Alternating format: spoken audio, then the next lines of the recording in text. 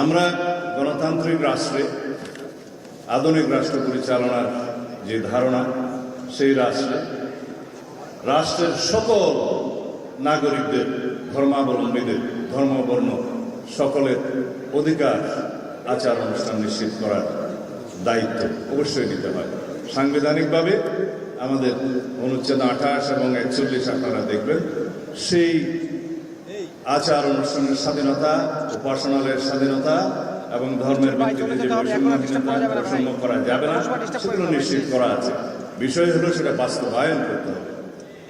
আমরা ইনশাআল্লাহ সবসময় আমরা বলে থাকি, আজকেও পুনরুচ্চারণ করি, কোরআন এবং সুন্নাহর বিপরীতে বাংলাদেশে কোনো কানুন করা হবে না, এবং যদি থাকে সেই বিষয়ে বাতিল করা হবে ইনশাআল্লাহ।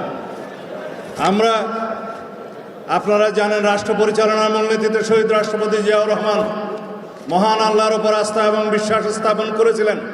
প্রস্তাবনায় এবং রাষ্ট্র পরিচালনার মূলনীতি অনুচ্ছেদ 8-এ সেইটা আওয়ামী ফ্যাসিস্ট গোষ্ঠী সংবিধান থেকে উচ্ছেদ করে দিয়েছিলেন, আপনারা জানেন। সেটা ইনশাআল্লাহ পুনর্বহাল করা হবে।